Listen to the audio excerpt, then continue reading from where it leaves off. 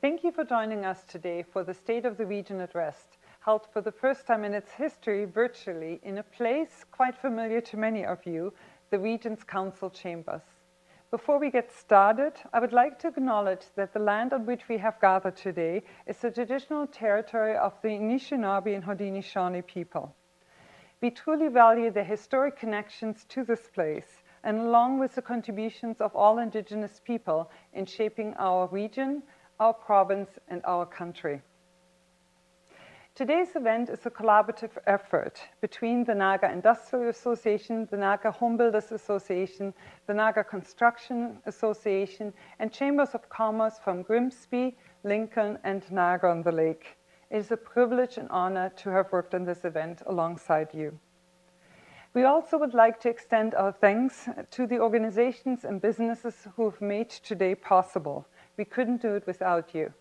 Our thanks go to Penn Financial, the title sponsor of today's event, along with NVIC, Electro Utilities, Walker Industries, Niagara Workforce Planning Board, UTV, and Spark Niagara. Our thanks to all of you.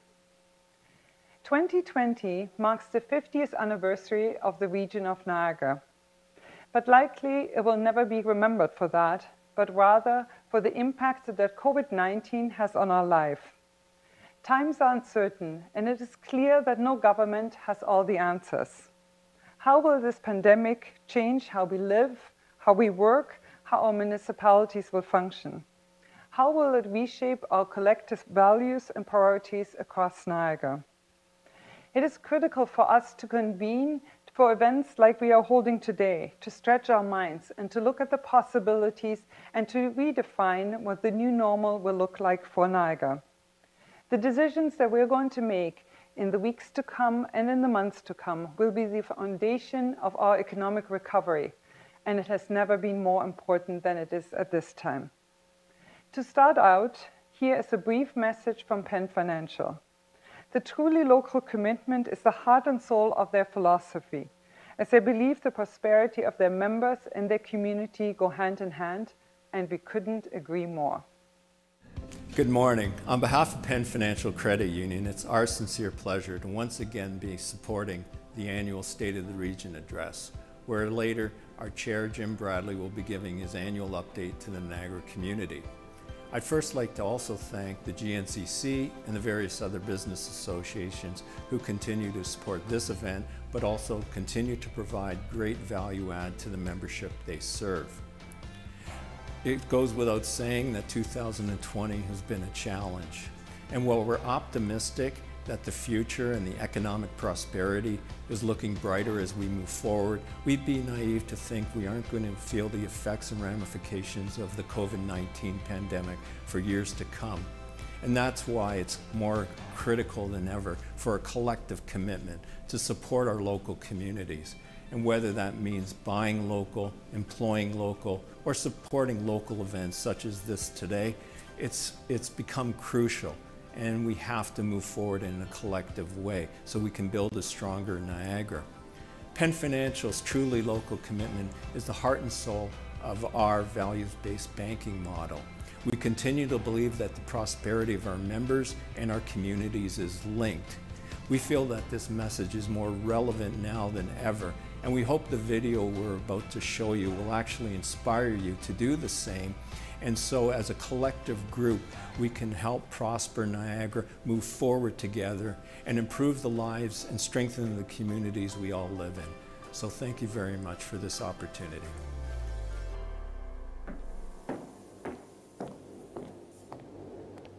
Imagine a Niagara that is thriving.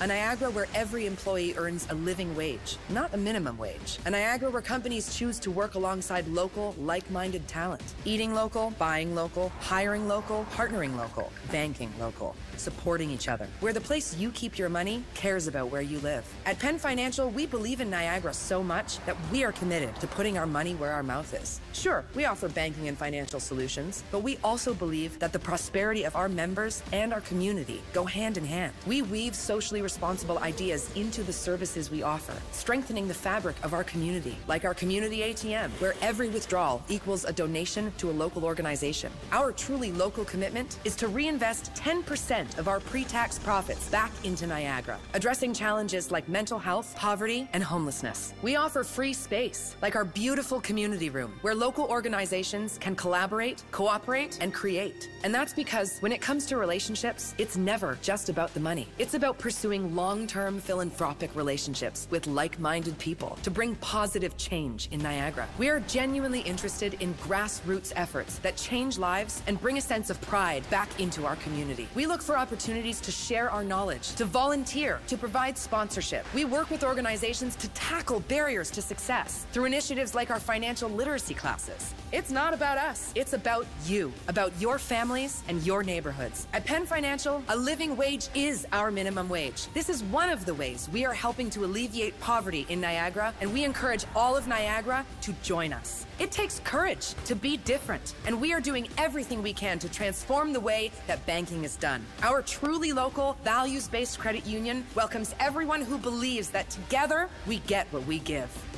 That's how Niagara thrives.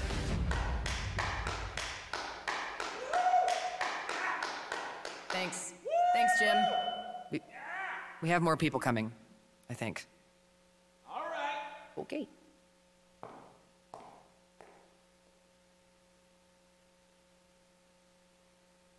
Today's format is going to be an interactive one. Over the past few weeks, you have provided us with questions and suggestions, and it is our commitment to address all of them during our panel discussion with our esteemed panelists. But before we get to this, it is my great privilege to introduce to you Jim Bradley, our Niagara Regional Chair, who has taken on this position in December of 2018.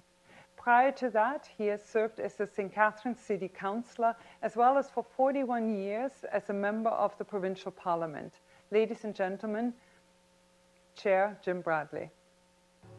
Last night, Niagara Region Public Health was notified of the first case of coronavirus. We have watched the coronavirus advance across Canada. Now it is on our doorstep. As of today, April 3rd, 2020, Niagara's 12 municipalities will have formally declared a state of emergency. State of emergency in response to COVID-19. This is no question about it decimating. This crisis will have an impact on our economy. Every municipality of Niagara is being affected by COVID-19. We must help our healthcare sector fight the spread. This declaration is a call to action. This is the time to be a good neighbor. And as United Niagara, we're declaring the state of emergency together. Together.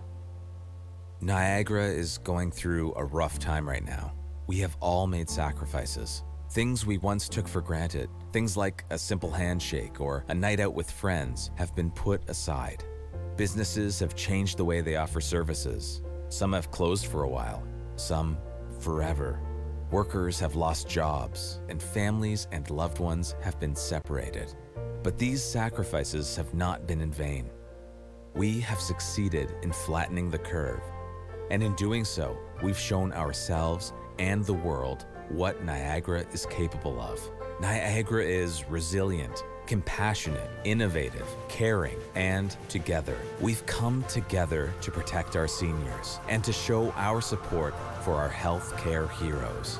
We've learned the importance of staying connected with each other, of caring for each other. We found new ways of doing business and redefined what we mean by essential workers. It's been a long road, and much more still needs to be done. We need to be there for our businesses who are struggling to survive. We need to be there for our workers, the backbone of our economy. We need to be there for our families, for our seniors, and for our most vulnerable residents who count on us to keep them safe and healthy. And we need to be there for each other as we work together to build a bright future for our community. Niagara has always been a place for everyone to live, grow, do business, and raise their family. And now we have an opportunity to make our community even better. So thank you, Niagara. Thank you, Niagara, for doing your part in the battle against COVID-19. The sacrifices we are all making continue to have an impact. Our diligence is paying off. But our battle is not over. As Niagara begins to reopen, we all must stay safe and stay healthy. This is Niagara's story. We're only starting to write it. Let's keep writing it. Let's keep writing it. Let's keep writing it. Together. Together. Together. Together.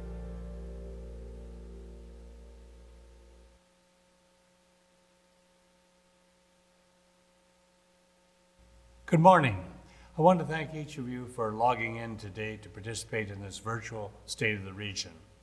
While I know meetings of this type have become commonplace over the last few months, I'm personally looking forward to our next opportunity together as a community and make the connections that some of us used to take for granted.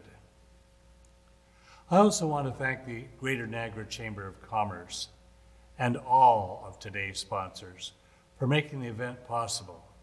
I'm grateful for the opportunity to share some thoughts on the state of the region and how Niagara will emerge on the other side of one of the most challenging times that we have experienced as a community.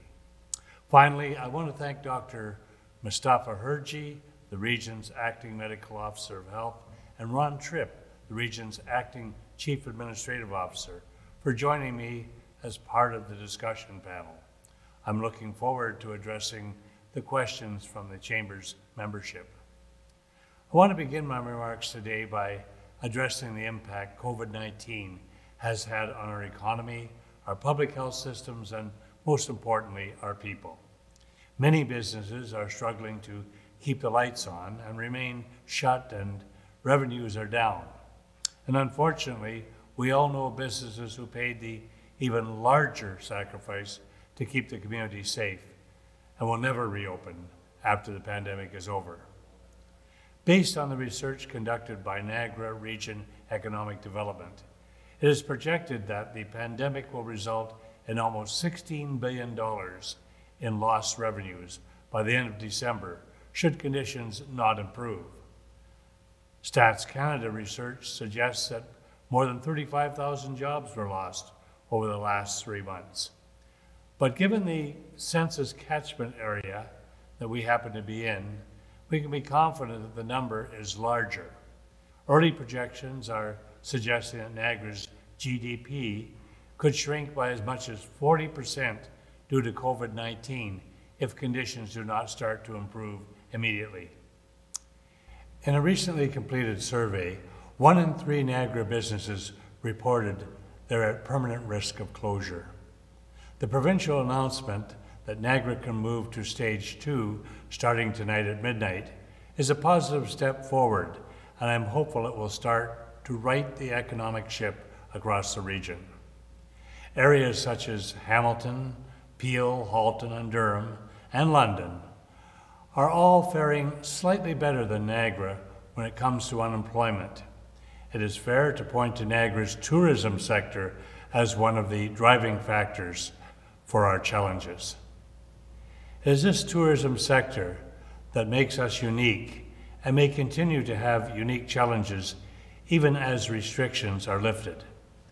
With many more than 1 out of 4 people who visit Niagara coming from the United States, the amount of infection south of the border makes it difficult to want to see our borders open in the near future. For my part, I'm more confident than ever in the innovation and creativity of our tourism sector in Niagara. Just recently, I participated in a call with representatives from the tourism sector who laid out their plans for a safe reopening. What impressed me most on this call was that the safety of our visitors was driving all of the decisions. They understood how important it is to get this right, and that Niagara can make only one first impression when we reopen. It is important to point out that this is not the first time we have faced challenges that threaten tourism in Niagara. After 9/11, after SARS, and after H1N1, our innovative tourism sector proved themselves able to reinvent their business practices to ensure they continue to be successful.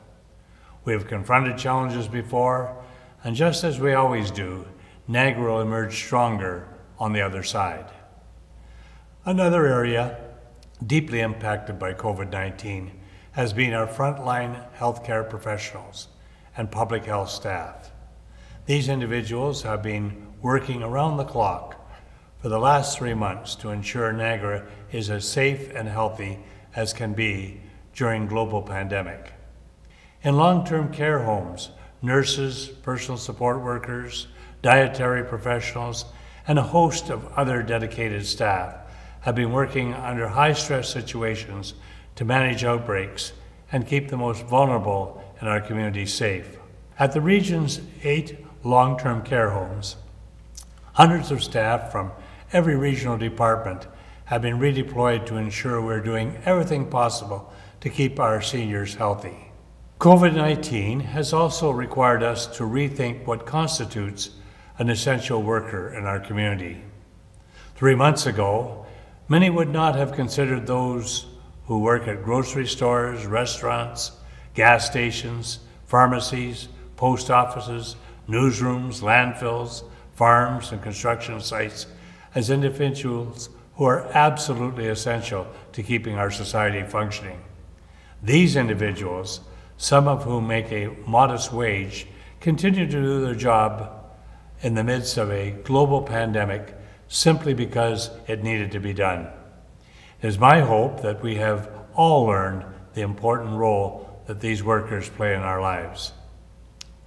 I also want to acknowledge the challenges that our nonprofits across the region are experiencing. During this pandemic, the need for these organizations has never been higher, and the number of financial contributions has never been lower.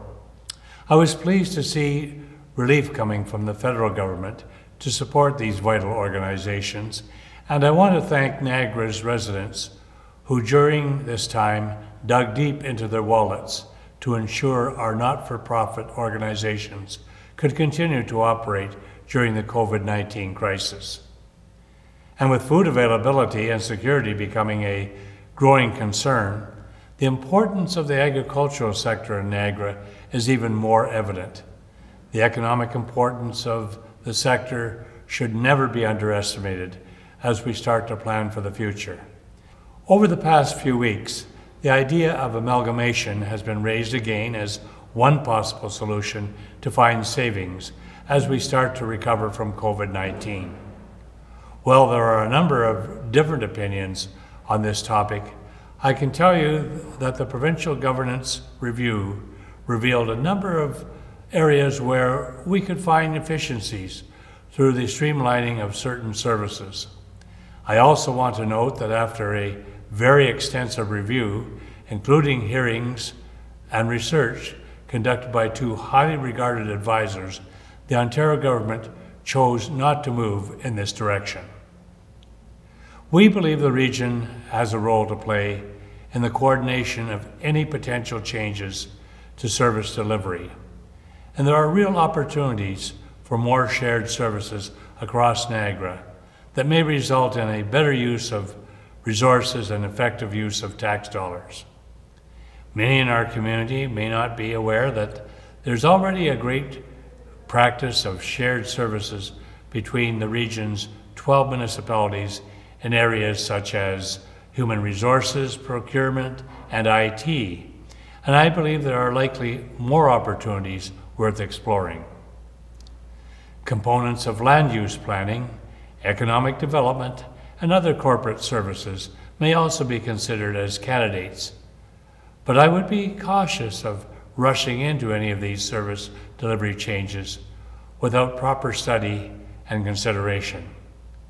While it is true that all of Niagara municipalities will be looking at ways to find savings as we slowly start to recover from COVID-19, lessons learned under the amalgamations in the late 1990s suggest that making knee-jerk decisions may only increase our challenges. As our organizations begin to recover from the effects of the pandemic, I look forward to considering our options as we strive to find ways to make our critical programs and services sustainable. And as we take steps forward, we must ensure we are addressing the immediate needs across our region, but remain focused on our long-term goals. It could be tempting to find quick wins that may erode what makes Niagara unique among our peers. Our diverse and balanced region of green space and urban environments is what makes it attractive for visitors around the globe. Just as the private and not-for-profit sector, municipalities have also felt the negative impacts of COVID-19. And while there has been provincial and federal funds rolled out to keep many businesses and not-profits afloat during the pandemic, the amount of relief that has been given to municipalities across the country is insufficient to cover the deficits we are projecting. At last check, Niagara's municipalities and region are projecting a deficit of $7.5 million, with the region's share amounting to roughly 1.3% on the levy. We have already taken many steps to mitigate these new expenses, and we've already found millions in savings. We remain hopeful that there will be an opportunity to partner with other levels of government to find a path forward to keep property taxes affordable. Municipalities across Ontario and Canada are also seeking a more favorable formula for the financing of those infrastructure projects that are eligible for federal and provincial contributions. While it is true that there is only one taxpayer, municipal governments have only one tax. In other words, our only major source of income to pay for our vital programs and services is done so through property taxes. The senior levels of government have far more flexibility through the form of progressive taxes that take into account a person's ability to pay. That is not to say that the region is not sensitive to the impact of COVID-19 on property taxpayers in Niagara. We have waived all fees and penalties on the late payment of property taxes and water bills for as long as the local municipality is also doing so. We also acknowledge that we have a role to play in helping our businesses recover after this crisis, and we are in constant coordination with the Chambers of Commerce, BIAs, and other levels of government to ensure our businesses have access to every support possible. For example, the region's economic development team is working with Venture Niagara to help facilitate the Regional Relief and Recovery Fund. This program provides interest-free loans to help support the fixed operating costs of small and medium-sized businesses, where revenues have been affected by the COVID-19 pandemic. Members of the Chamber will be aware that during the term of the previous council, Niagara bid for and was awarded the right to host the 2021 Canada Summer Games. In this regard, preparation for the Games and the associated facilities are well underway, and we look forward with anticipation to welcoming officials, athletes, and families from across Canada to our Niagara in the summer of 2021.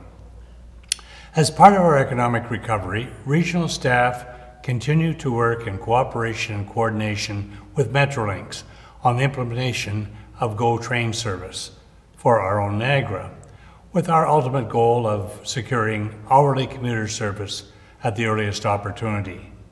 The region is fulfilling its obligations and responsibilities related to this initiative, and we remain hopeful that the province will provide timely approval for this project. COVID-19 continues to test all aspects of our society, our public institutions, our businesses, our nonprofits, our healthcare professionals, and our people. Hundreds have been infected across the region, and over 60 individuals have paid the ultimate price for COVID-19. On behalf of the Niagara region, I want to express our thoughts and prayers with their friends and families. But as expected, we've also seen some of the best that our Niagara community has to offer. We have seen manufacturers shift their focus to create products to help combat the virus. We have seen people rally around our frontline healthcare workers to thank them for their tireless efforts. And we have seen people give their time and money to nonprofits to help support those most in need. As of tonight at midnight, Niagara will officially be in stage 2, and our economy will start to safely reopen. It is because of our collective efforts to slow the spread of COVID-19 that we are able to move forward and start finding our new normal. On behalf of all of Niagara, I want to thank all of you for your efforts. They truly made the difference. I want to close today with this final thought. As a society, we've been through many transformational changes over the last 100 years. World wars, the advent of the internet, major acts of terror, economic depressions, and even other pandemics. It can be daunting to be living through history, but the important thing to remember is that there's always an end point. Yes, our lives may never be the same as they were before, but that does not mean we are worse off. In some ways, we've been given the opportunity to rebuild aspects of our economy and our community so that it may better work for everyone. I hope, as we slowly and safely start to recover and rebuild, we will do so in partnership and collaboration. I'm confident we can reimagine what Niagara could be and that we will write this history together. Thank you. NWIC is challenging businesses to think big about their internet connection. Don't be tricked into thinking that you have to accept a subpar internet service because your location isn't in the downtown core. Utilizing proven technology that's now available for commercial use, NWIC can provide your business with a millimeter or microwave product that can get you up to 1 gigabit per second. What many people don't know is that microwave connections actually have a lower latency than fiber. Many day traders at the stock exchange use microwave over fiber for time-sensitive critical transactions. Cell phone companies also use microwave for tower-to-tower connectivity. Think Big also enables greenhouses to install camera technology that can perform artificial intelligence on plants in real time, allowing them to capture growth and disease patterns instantly. Wineries and other businesses can benefit from the ultra-low latency by now being able to run voice over IP or 4K video conferencing plus live broadcasting of events. Software and technology companies can also thrive in the beautiful landscape of Niagara while having internet equal or faster to those right in Silicon Valley. Think Big enables business and development opportunities that were never possible before. In the age of technology, having a fast and reliable internet connection is a critical business function. Dedicated microwave and millimeter connections can also be installed in under 2 weeks. This offers an advantage over the lengthy process of other infrastructure builds. When we say we got you covered, we mean it. With 30+ sites and 2,500 square kilometers of coverage, it's easy to start up or relocate your business anywhere in Niagara. How big can you think? Contact us at NWIC.com to find out how we can enable your business to do things you never thought possible.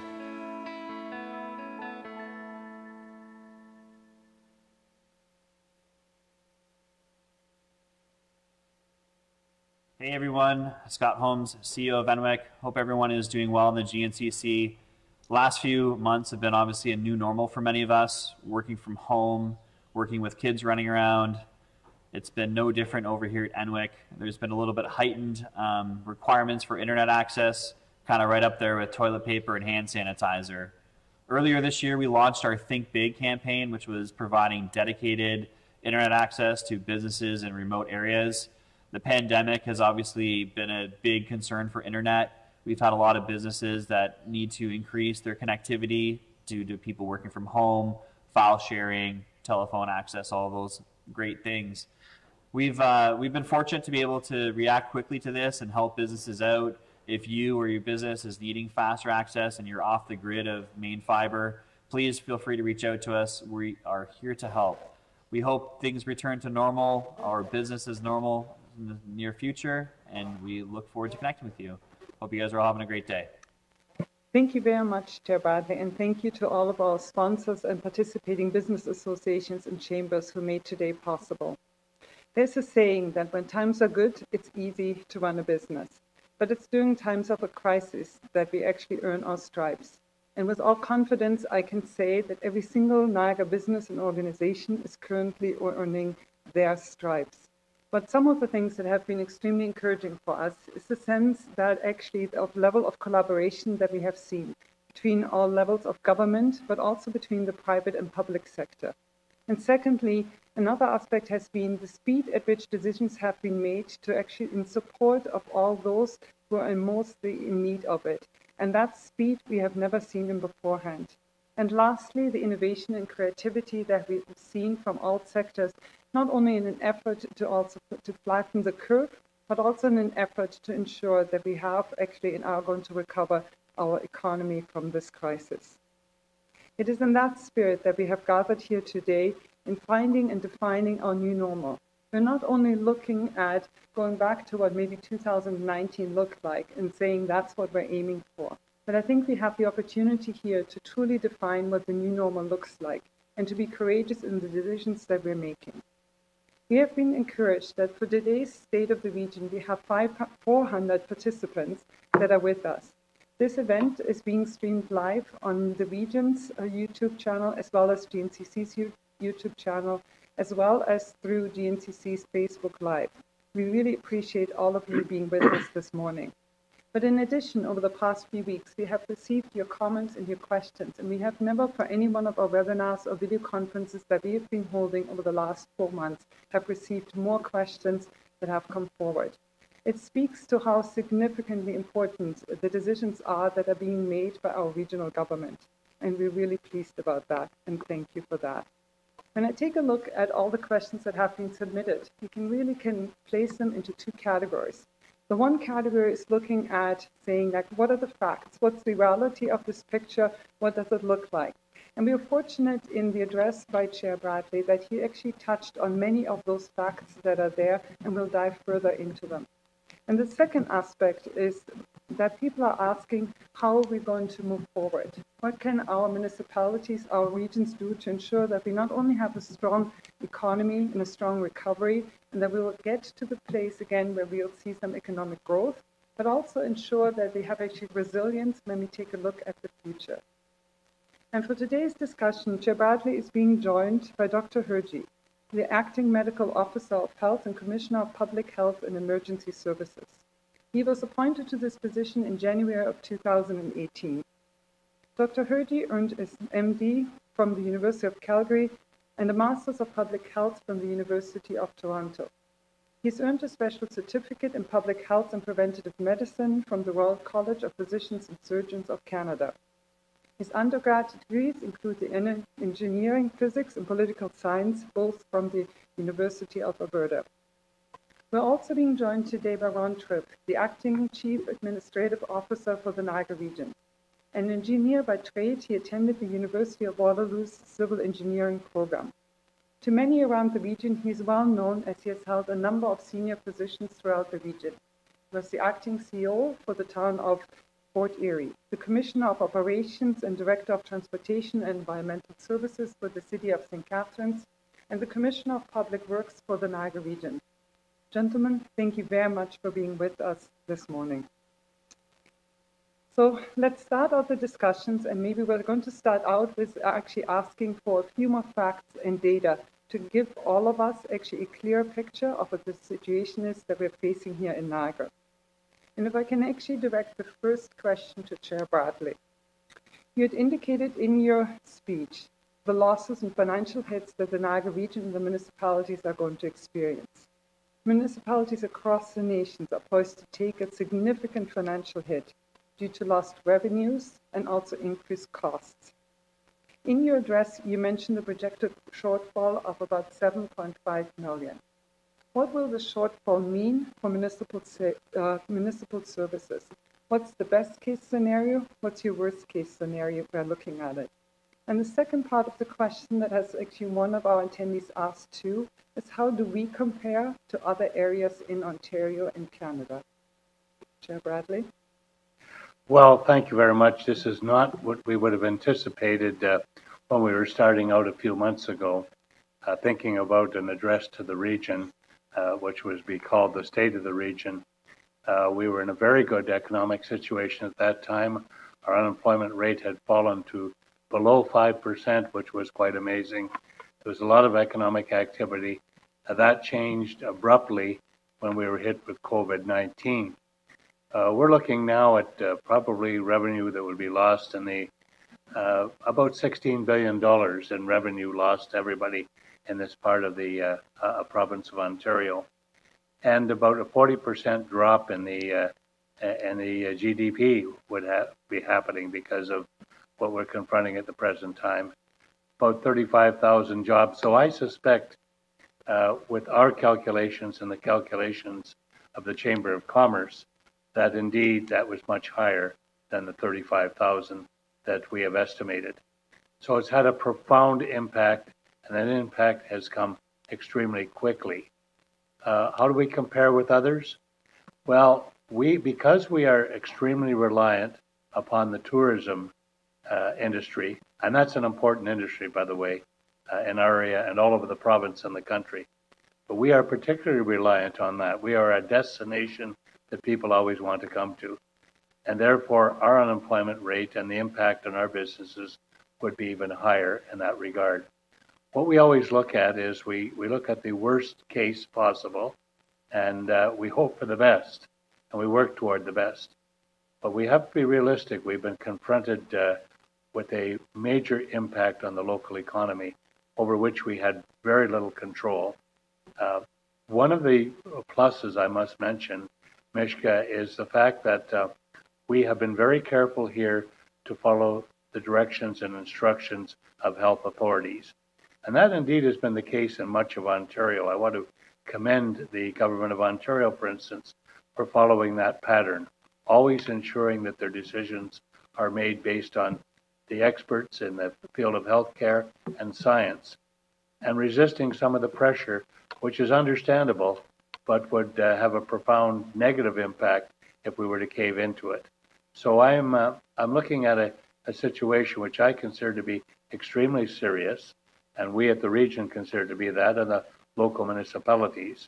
But we feel that as we move into stage 2, and that's good news coming for all of us, as we move into stage 2, we're going to see more economic activity, more jobs created, some revenue coming into businesses, albeit there's a transformational impact on businesses, for instance, in terms of wanting to keep our distances, the opportunity for hand washing, all of the things that our health authorities have suggested. So those are still impacts on business. What we're really looking forward to ultimately is stage 3, where we can open much more widely and return to something resembling normal.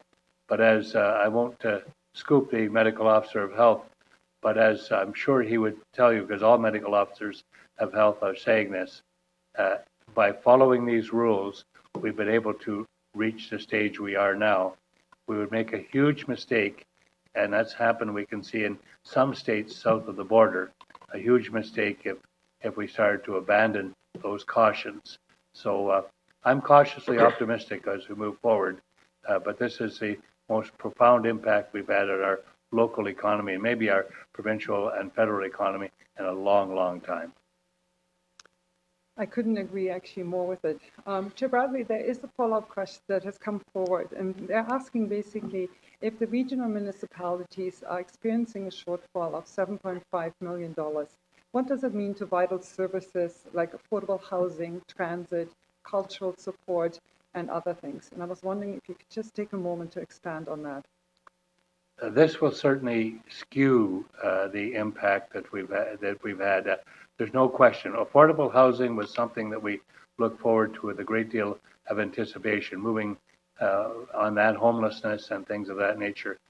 We also look forward to other areas that we thought there could be investments, transit, for instance, at the regional level. Because of COVID-19, at least in the short and perhaps moving into the medium term, we've had to abandon some of the initiatives, at least very short term, continue to work on them, but not as profoundly as we might otherwise. Just take transit, for instance. People are simply not using a transit system because they're not traveling. And second, we weren't charging because of, again, health and safety purposes.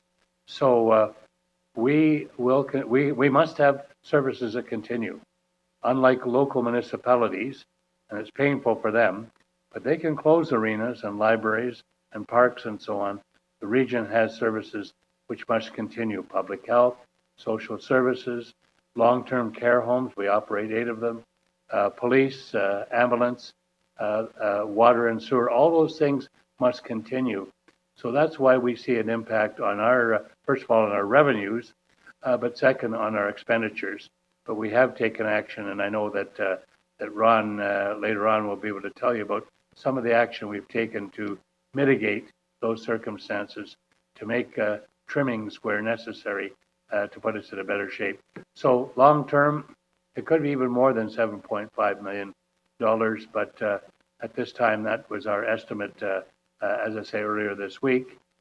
We will have to deal with that in two ways. One, ourselves, and second, by looking to financial assistance from the federal and provincial government for all municipalities, including ours. Thank you very much. And just to shed a little bit more light on some of the statistics actually given during the chair's address, this question is directed at Mr. Tripp. The chair's speech estimated on how many businesses are either at risk of permanent closure or vulnerable to closure. And when we look at those numbers, it is actually scary. And they reflect very much of the conversations that we've had with businesses across Niagara.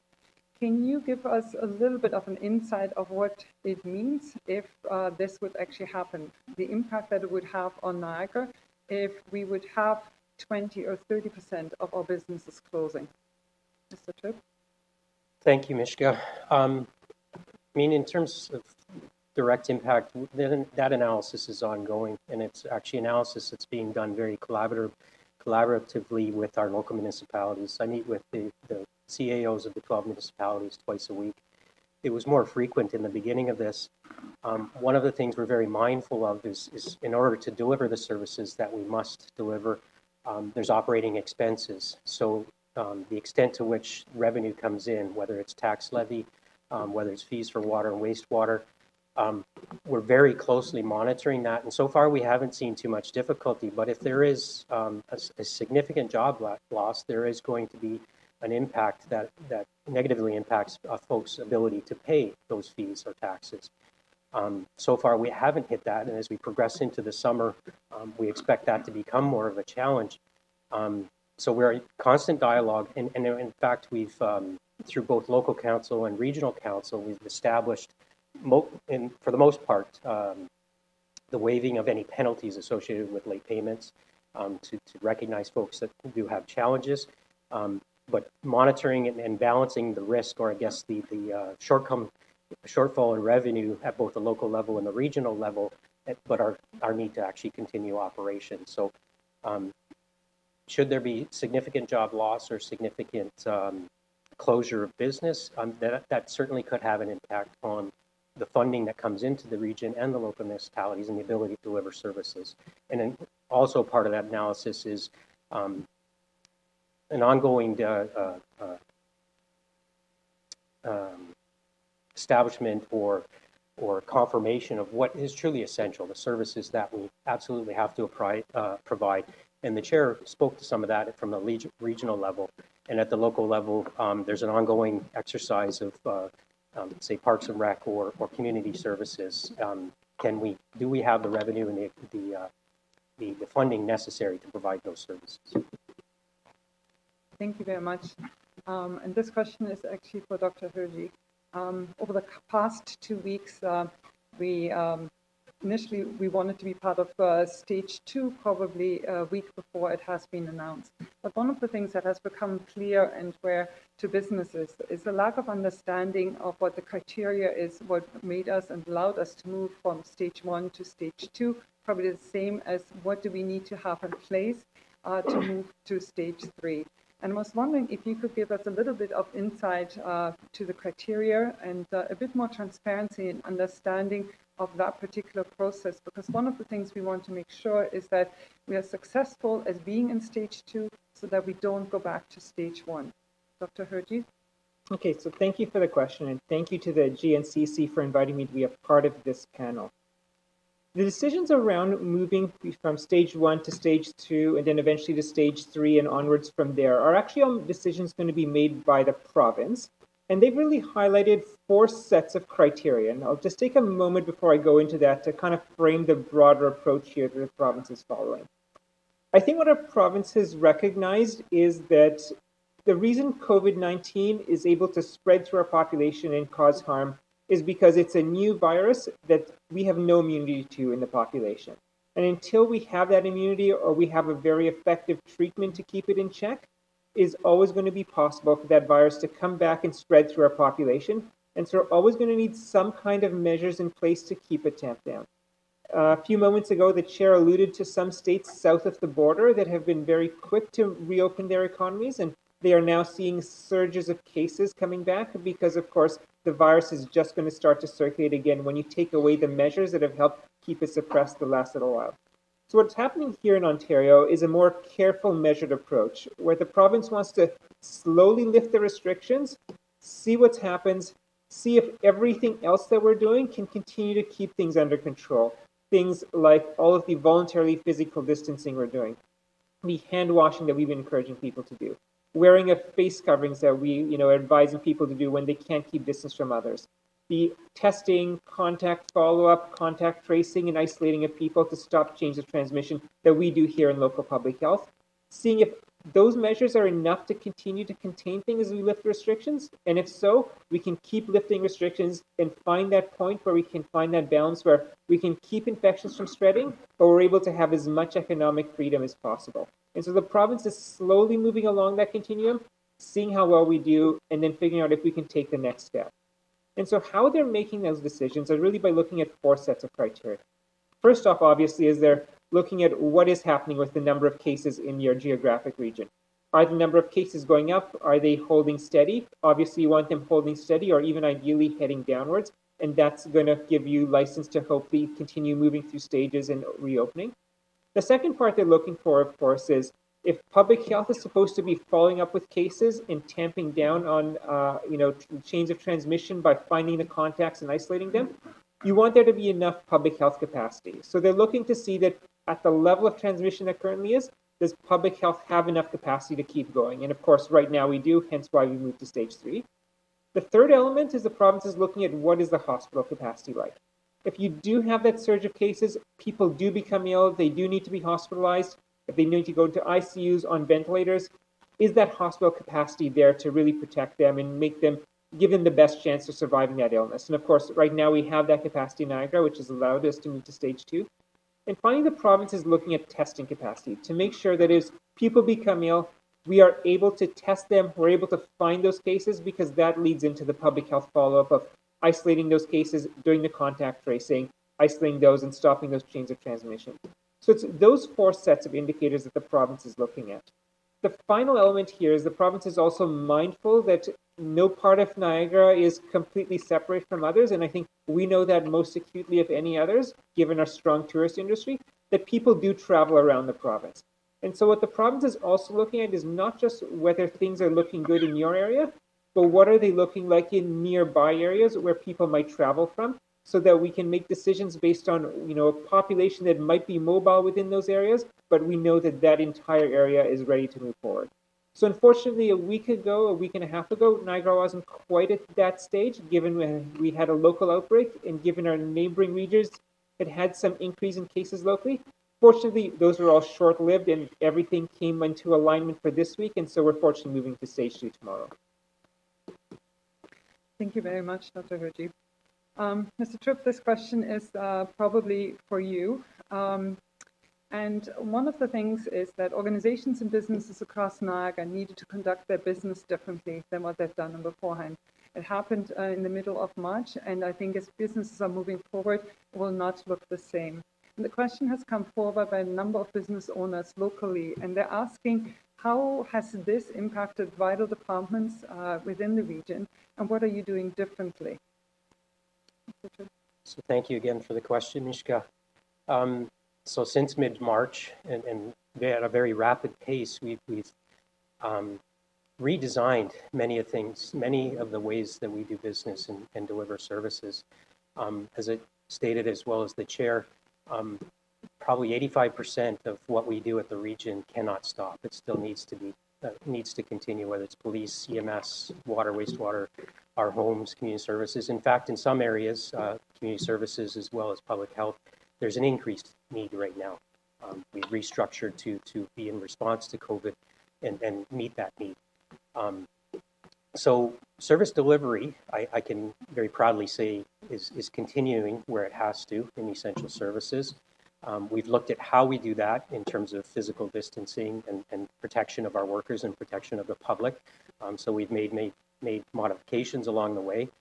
Some conditions in which we work are actually directed by the province in terms of our long-term care homes with active screening and enhanced protocols there for the vulnerable population. So we've made adjustments. The services are still continuing, if not at the same level, at a higher level. But I mentioned 85%. There is 15% of what we do when you look at sort of the administrative functions and different things at the region that I wouldn't characterize as not important, but in terms of priority in the face of a pandemic, we can either stop doing or scale back what we're doing. And what we've done in those cases where we are able to scale back, and it often equates to a reduced level of service in some particular area, we've actually redeployed some of our staffing into the areas to support an increased need, largely in the homes, the retirement homes. We've actually have regional folks that would normally work in this administrative building, headquarters, that are actually contributing to the community now in a home or in other areas as well, both as well as in public health. So we have adjusted our operation to, but continue to meet the need of Niagara Region moving forward. And I think it'd be the same for us as it is for much of your membership. We're looking at how we're functioning now and can that be sustainable or even more effective into the future when I talk about redeployment or in fact working remotely. So there's a number of functions that happen within this building and other buildings of the region that traditionally and historically have been done in an office environment where people get together sort of in a group or through in the bricks and mortar itself and do the work here. Where it has been possible, and everywhere where it has been possible, we've created arrangements where folks can work from home or remotely through technology. And I have to put a shout out to our IT staff here that had to mobilize and meet that need to implement this technology in a very, very short period of time. I know that was the case for many folks in the working world. But as we move forward, we can look at, do we actually require the office environments that we currently have? Is there an ability to actually scale back bricks and mortar and physical presence and do things more remotely? That potentially could be a cost savings to the region and the taxpayers as we're moving forward. So there are certainly some lessons being learned along the way, and I think through innovation, many of your membership are experiencing the same thing with ways of doing business they may not have considered pre-pandemic, now actually fit them very well and maybe continue in a more effective way. Thank you very much. There's a follow-up question that has come in on the same topic, and this is the question that they're asking is, are there opportunities to reduce red tape where there might have been red tape in beforehand? And when we take a look at some other sectors, for example, the health sector, we now have we do not need to go into a doctor's office anymore for consultation or to get a prescription. This has now been done and has been done over the past 3 to 4 months actually virtually or over a phone. Does technology or is the region implementing in some areas technology that might make it easier for business organizations to conduct business through the region? And does it allow for opportunities of red tape reduction and possibly also shorten the length of time that some of the processes are being that are taking place right now? So are there other opportunities as well? Mr. Tripp? There absolutely is. And actually, I'll provide an example. I just attended a Zoom meeting earlier this morning before this, and my world is now Zoom and Skype and Microsoft Teams. And you know what? We've adapted very well to it. We are very quickly, we became adept to conducting our business through different means of technology. It certainly reduces time and the logistics of getting together physically in the same room. But internally we refer to it as speed to yes in terms of development and moving business forward. That has been a priority for this organization and the council for some time. I think this unanticipated advance in technology or doing work through technology has actually supported that quite a bit. We are always looking for ways to, as you referenced, reduce red tape, but basically keep the administrative burden is to the minimum or only to the extent that it needs to be. And I think this new way of doing business through technology is helping advance that cause. Thank you very much. Chair Bradley, one of the things that Mr. Tripp has mentioned was actually the opportunities that remote work actually now represents to a workforce. One of the things that we have learned is that people don't need to live close to their place of employment. And that for Niagara could present a huge opportunity in trying to attract other people who might work or feel like working in Toronto, might also feel currently that they still have to live there, but actually might be much more interested in living actually in the Niagara region. I was wondering if I can get your take on this particular one. And then as a follow-up to it, one of our participants is asking, with a high unemployment rate that we're being faced with probably for the next 18 to 24 months, do we want a higher influx of people to Niagara? It's a bit complex, but it's in very good hands. Chair Bradley? Well, there's no question it is complex, and the way we're going to do work is changing substantially.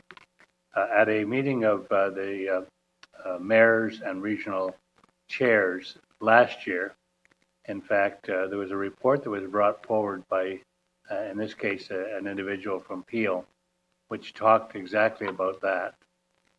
But it had, in this case, it was talking about the impact on revenues, that being taxes to municipalities, because there are businesses that don't actually have an office now, and that's a substantial change. In terms of people working in the Niagara region, coming to the Niagara region, there are new opportunities. When people don't actually have to come to a particular building, that opportunity is there for people either residing in the Niagara region to, quote unquote, work elsewhere, or people elsewhere to be able to be employed here in the Niagara region, and the expertise there. But what our real goal is to bring as many job opportunities in a tangible sense to the Niagara region as possible. One of the ways we've talked about this, for instance, was a commuter service with GO Transit. And we are still working hard on that. We hope that the province has heard us. Certainly a lot of legwork has been done by the region in that regard.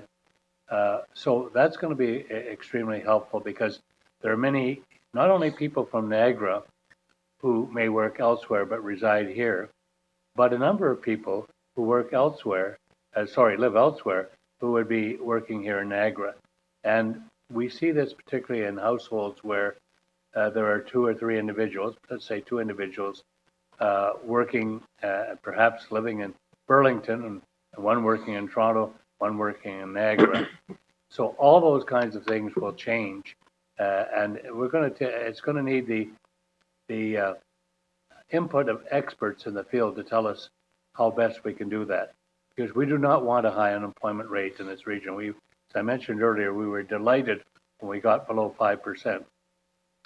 Part of that will be when the tourism industry comes back, and we may get into that a little later on, the impact of the tourism industry. But we will see jobs come back substantially in the tourism industry if we're successful in getting people back here, visiting here. But there are other businesses as well. Some of them that benefit from tourism. It's not only the businesses themselves, like hotels and restaurants, but those who supply them, the spin-off that's there. So I'm again cautiously optimistic that as we move out of stage 2 and into stage 3, that we'll see that kind of employment come back. And there'll be new ways of doing it. Without a doubt, you've identified those. Thank you very much, Chair Bradley. And on the note of the border, or possibly reopening the border, Dr. Hirji, this question is for you. 2 days ago, the federal government indicated again that our borders are going to be closed for the upcoming weeks. In some cases, some organizations have actually said that maybe we should consider a tailored approach to it, a pilot project. And we're not actually ever saying that this should be taking place here in Niagara, but we have to consider that this is an international border of about 8,900 kilometers, and maybe there is an opportunity for a tailored approach in moving forward. What would be the key public health indicators that would indicate that it's safe to reopen the border and or welcome tourists again to Niagara? Dr. Hirji?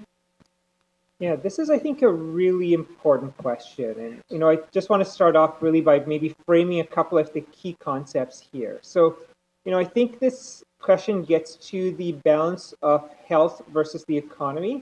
And I think we shouldn't be thinking about that as necessarily two opposing factors, because I think those two actually are intricately together and they actually work together. You know, you can't have a successful economy if you don't have a healthy population and workforce to work through it. As well, we know that health is driven 50% by the socioeconomic conditions in which people live.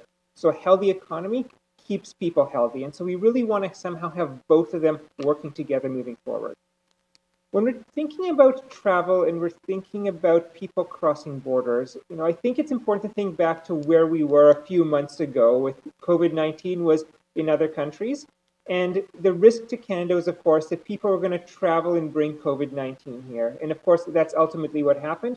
It was imported from other countries. It took hold here. It built up, and hence we had our large outbreak here, which we have hopefully largely turned the corner on, have gotten under control. But the possibility always exists, though, if we reopen the borders, we are now once again going to allow those cases of COVID-19 to come back into Canada, particularly since now many more countries are affected by COVID-19 and affected much more severely than they were before a few months ago. We can actually look at some countries where we can see examples of this. For example, China, which was the first country to be affected by COVID-19 and really took very aggressive, even more aggressive actions than we did here to suppress COVID-19, has now seen travel-related infections come back into the country, and they're now reimposing some restrictions in the city of Beijing, their capital city, given the impact that this is having on COVID-19 spread there. New Zealand, I think, was quite celebrated early on, just a few weeks ago, that they had managed to eliminate COVID-19 from their country. And unfortunately, now they have had a couple more cases of COVID-19, once again due to travel.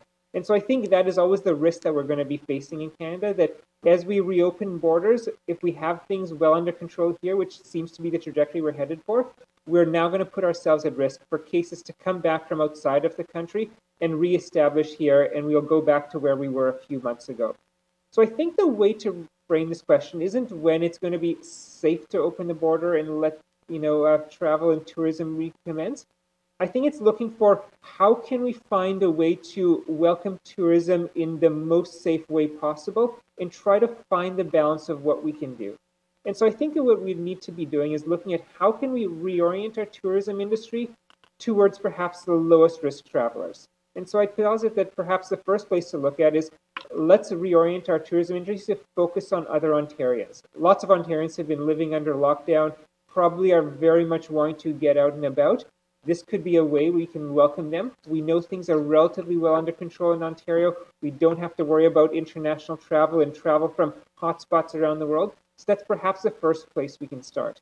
If we watch then what the result of that is, and if we're hopefully able to contain the spread of COVID-19 with that, we can open up further to inviting more Canadians and other people across Canada who, again, Canada I think is one of the best countries in terms of managing COVID-19, another relatively low risk group. And from thereafter, we can maybe start to open it up to international destinations where things are well controlled. And I think this touches on the idea of a tailored approach to opening the border with the United States. You know, I think we're fortunate here that while New York State was actually pretty much the most hit area in the entire world with COVID-19, they've actually done quite well in managing that risk. And right now they continue to be on a downward trajectory, which is actually one of the better states in the United States. You look to, kind of the Midwest right now, and I'm thinking of places like Montana, for example. Canadian provinces border Montana, and unfortunately Montana is seeing a sharp increase in the number of cases they're seeing. And so you might have a, very well an approach where you would allow the border to reopen here, where we're bordering a state that has things relatively well under control, but say in Alberta and Saskatchewan, they might not will reopen the border there because there is greater risk there. I think really, though, everything going forward is going to be a balancing act. We cannot ultimately completely get rid of the risk of COVID-19, and COVID-19 is going to be a particular risk for travelers coming from places where there's risk. And so it's all about finding where can we do a balance where we welcome enough of those people back in to enable our economy to thrive as much as possible so we can have that health, which is, of course, important for that economy, which is, of course, important for health, but also mitigate the risk of people coming from hotspots and mitigate the risk of having travel that's going to possibly restart an outbreak here. Thank you very much, Dr. Hirji. I think the focus on the local, the Ontario-wide travelers, and trying to attract them to Niagara, I think is a priority of most of the local businesses, and there's a lot of support for that. I'm slightly conscious of time because we only have another 20 minutes for dialogues and for this dialogue, and we have dozens of questions that have come in. So if I could ask you maybe to make your answers short and brief. It can be more than one word, but we're trying to get and address as many questions as what we have. This one has come forward from a local political party for you, Chair Bradley. What is your goal for the tax increases in the upcoming years as we recover from the COVID-19 pandemic?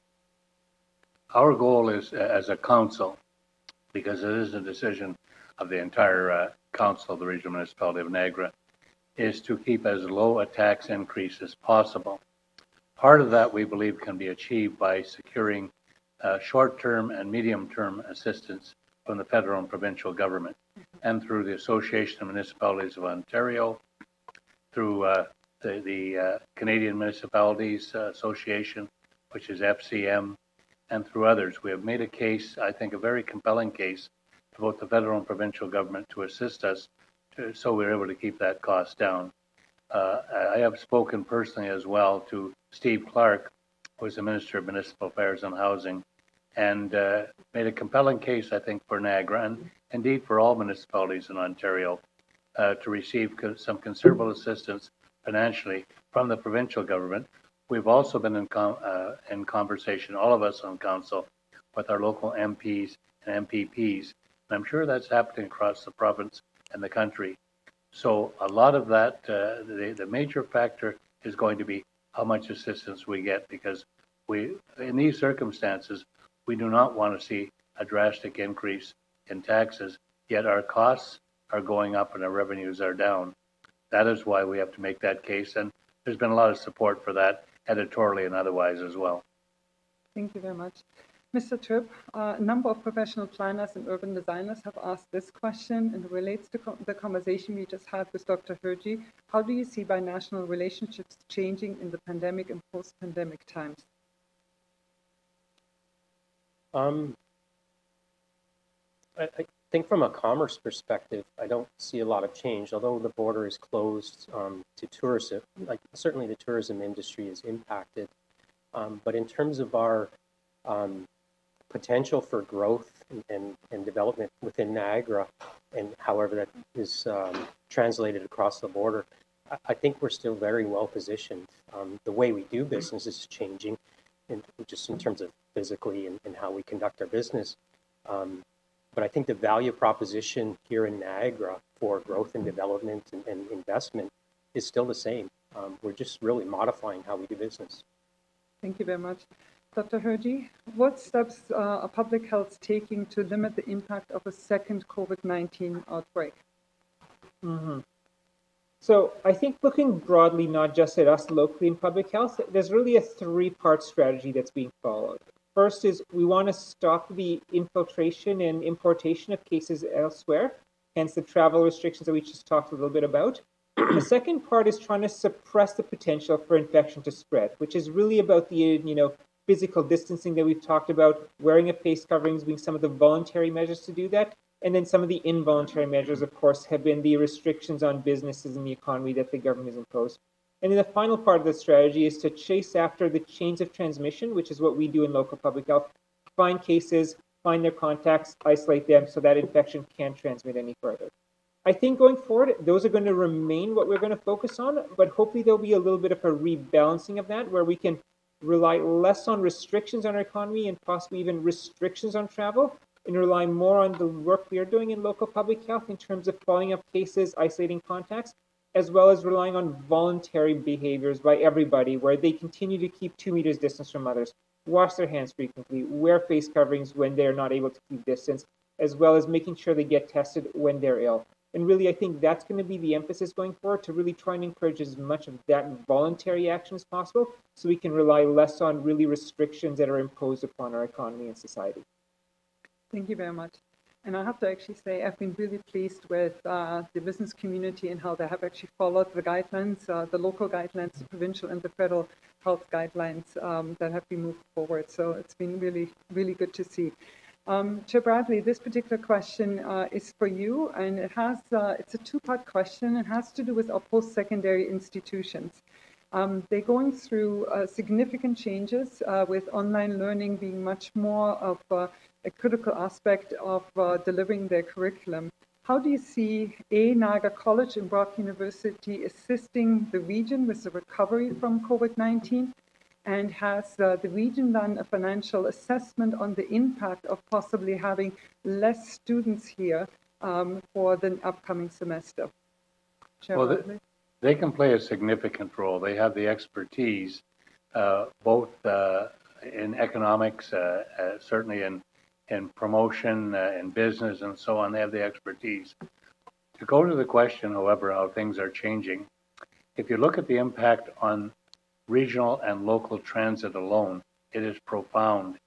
The students are big users of buses in our part of the province. If they are not there physically, that is going to have a very detrimental impact on the revenues we could expect from transit. It probably means some layoffs within transit and certainly significantly reduce service. As well, simply having them here spending money and being part of the jobs here in Niagara is going to be important. So we're hopeful that as soon as possible, they will be able to transition to something other than virtual education. You, as a Chamber of Commerce, are well aware that these two post-secondary institutions have a measurable effect on the economy of Niagara, both in terms of the expertise they provide, the jobs that are existing both at Brock University and Niagara College and the spin-off from them, and how they assist local businesses and industry. So we are hopeful that they will be able to receive some assistance from senior levels of government as well, because if they have diminished enrollment, and that's likely to happen, international students who pay a lot more, for instance, are likely to be there in lower numbers, but also other students that could have an impact. So we're keeping our fingers crossed, but that's not good enough. We have to really look forward to getting them back in the buildings themselves, into their residences, and we'll do that in the parameters of health, the Ministry of Health, and of course our local health as well. I couldn't agree more with you. We were fortunate enough to have a conversation with Dr. Ferron and John Kennedy actually on exactly this issue. We actually looked at the economic contributions that they're making to Niagara in creating the number of jobs that are there, and I think there are around 8,000 to 9,000 if we combine both post-secondary institutions, and then the economic impact that they have. It's critical to Niagara. It's significant. On that note, there's another sector, Chair Bradley, that also has asked a question, and this is coming from the Shaw Festival. Given arts and culture and entertainment and tourism are the largest and hardest hit sectors of the Niagara economy, how is the region investing in these two economic generators to support them while they're actually trying to come back? The region can provide assistance to them, as local communities can as well. But once again, largely the assistance they're going to get that's going to have the most profound impact is going to be from the federal and provincial government. And both have indicated a willingness to do so. There's already been money flowing from the provincial government and from the federal government in terms of helping the tourism industry, because our cultural and athletic, if you want to look at that as well, athletic scene brings a lot of people into this particular area. So that is going to be largely from the federal and provincial government. We will advocate on their behalf with those levels of government, but they also have the opportunity to come to the region for specific grants which may assist them. You are well aware as a Chamber of Commerce, again, of that economic impact. Often it's forgotten. And tourism overall, if I can say that, having been a Minister of Tourism for some 4 years, right after SARS, I recognize it's going to take significant investments. One of the assets we have here in getting things going again is the irrepressible Mayor of Niagara Falls, Jim Diodati, who will have many schemes and programs and suggestions on how to get people back to this area. So we'll be looking to Jim and those who work with him to be able to do that. But I'm glad you identified the the cultural sector as well. That's often underestimated in terms of its economic impact and its ability to attract people to live in Niagara who want those kind of amenities. Thank you very much. And I agree with you on your assessment of Mayor Diodati. Mr. Tripp, this question is for you. The role of the Niagara District Airport in the Niagara's economic recovery plans, do they have a distinct place? Where do they fit? It's a mode of transportation that is coming to a halt for a period of time. But what is your assessment when it comes to the Niagara District Airport? Well, absolutely, I agree. It has a role, a regional role in our recovery. And we'd actually had that conversation with Council previously, pre-pandemic. We've recommended or suggested to Council that there is a regional economic role for the Niagara District Airport. So I can say that although things were paused initially when mid-March, we're working through a master plan process with both of the airports, including Niagara District, to bring back information to Council so that we can actually determine the role that the region as an organization will have with that airport. But the short answer to your question is staff and this regional council has already acknowledged that there is a regional role for that airport, and certainly in the economic development world, but probably more importantly in a recovery phase through post-pandemic. Thank you. Dr. Hirji, this one is for you. What do you see our public health situation being until we get to the vaccine, or even after, if it proves to be less than fully effective? Currently, the provincial guidelines indicate that whenever we can work remotely. And some indication is that we likely will work remotely, possibly up from 18 to 24 more months. Something that sometimes, as we're moving into stage 2, a lot of organizations actually don't realize. But will we have social distancing in place for that period of time? Will we continuously work remotely? Can you give us a sense? Yeah, I think this actually follows along really well from the previous question that I answered about how we're looking forward and how we're going to try and keep the pandemic under control here, which is to rely less on restrictions on business, hopefully less on travel restrictions, but more on the work that we do locally in public health, and more on voluntarily behavior change around people and individuals and how our businesses operate. And so I think absolutely, because there's the potential that COVID-19 can come back, and we've seen that in many cases around the world as they let up the measures in their society, COVID-19 came roaring back, that we need to remain vigilant and do as much as we can voluntarily to keep things under control. So there's as much room as possible to have for government to lift restrictions on our economy and society. So some of the things that you touched on, I think we are going to need to continue doing physical distancing as much as possible and find ways to restructure our workplaces and restructure our social lives around that. I think we're going to, live through a time where large gatherings are not going to be permitted just because they're going to be a risk for, large amounts of infection spreading. So big kind of conferences and events I don't think are going to occur. I think as we get sports and entertainment back up and running, probably it's going to be without large audiences. And if they have audiences, they're going to be quite spread out. I think face coverings are going to be something that we're increasingly going to have lots of businesses maybe recommending people wear so that they can limit the risk that persons pose of potentially spreading infection. Working from home, as you say, if people are able to work from home and minimize contact and interaction outside of their home, that's going to, I think, continue to be something that's recommended. And, I think one other thing that we're probably going to need to be looking at is how do we also put in place some of the supports that are needed to help people to practice some of these behaviors. And I'm thinking of, there's people who are on the margins of the economy who work paycheck to paycheck who may have great difficulty foregoing work if they do become ill and they're supposed to stay home. And so what supports can we put in place, such as sick pay, to ensure that all workers will make the choice that they will stay home when they're ill, and so that we are able to minimize the risk of infection spreading? I agree. Thank you very much. Chair Bradley, perhaps now more than ever, there is a need for greater cooperation and harmonization in our region of different services. Some groups, one of us being one of them, have often advocated for more of an amalgamation of ECDEF, planning, transit, and other areas in an effort to support our economic growth. How will we build that? Are you looking at it and saying now is an opportunity to possibly look at the region and the municipalities differently, some of the services that you're providing them or we have done in the past? That's an excellent question, and it is particularly pertinent because of what we're facing now. It really, if you want to look at and you can never look at it in a positive way, but let's look at one of the consequences of COVID-19, is it forces governments and businesses, it forces all of us to look at our lives and the way we operate.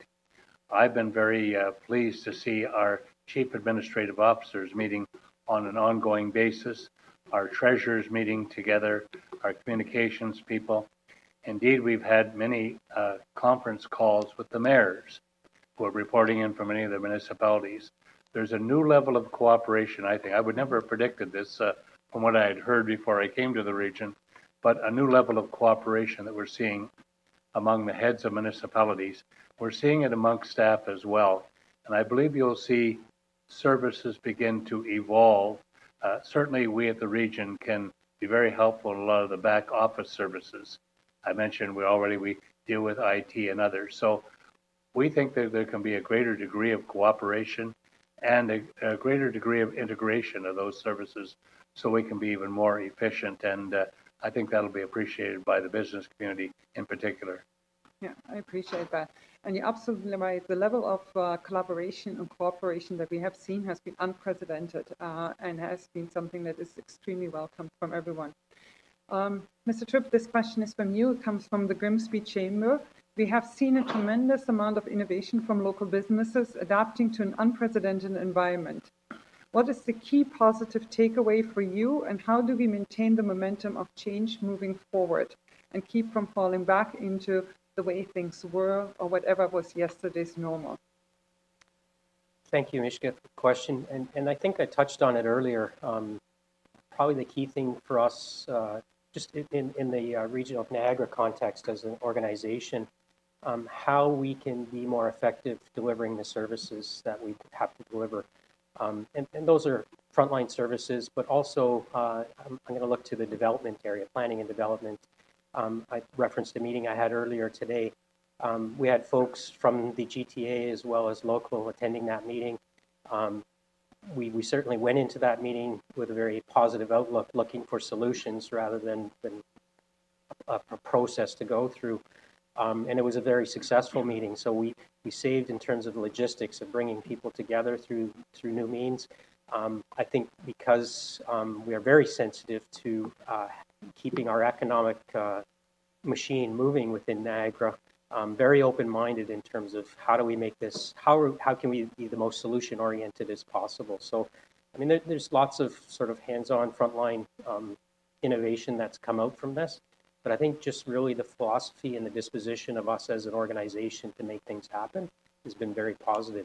And certainly from my perspective, we'll continue moving forward. Thank you very much. Can I ask you a quick question that has come forward? It's along the same lines. It has come forward from a local land and environmental planning company. When do you anticipate the regional office and local municipal offices to be open to the public again? And how do you see social distancing impacting public meetings, council meetings, and committee meetings? So thank you again. And this question is discussed almost every time we get together as CAOs. And the honest answer is we don't know just yet. We've adapted in a way that we've actually been able to conduct the business that we have to without having our facilities open to the public. And it certainly minimizes the risk of transmission, as the doctors talked about. And I don't want to speak too much for the local municipalities because it's a little bit different world. They are, and I've worked for two of the local municipalities, they are more retail, I would say, than the region is in terms of their physical interface with our ratepayers and constituents. They're being very mindful but very careful in terms of how they can do that safely. And part of that actually is reintroducing the workforce back into those facilities. So whether it's a town hall or a city hall or the regional headquarters, most folks wouldn't be aware that we still have a very large presence attending here at our headquarters every day in the order of about 350 folks.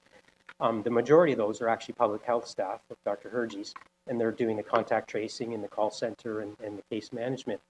And they have to be here for technological reasons as well as just how that function works. There's other functions in here as well, but because they are here, we've created a new way of doing business within this building as well. We've spaced them out every second cubicle where necessary. We've got traffic patterns, just as you would see in a grocery store throughout the facility. So we've taken certain precautions that make this building as safe as possible. In the case of local municipalities, they've actually got a number of folks working from home, and to some extent they're cycling people. Some folks would go in a certain day of the week, but not every day of the week into those places. So in order to actually be open to the public, fully open to the public again, you need to reintroduce the workforce back into the building. And recognizing that we're going to be practicing physical distancing and all the other precautions that the doctor talked about for some time now, that's not the easiest thing to do. So kind of a long-winded answer to say we're not sure yet, but it's something we're talking about all the time. Thank you very much. And please, if I could ask everyone to please check your local municipal or regional website for updates on this as well, and as well as any of the business organizations who are partnering for this event. There are daily updates that are being provided on any changes to that.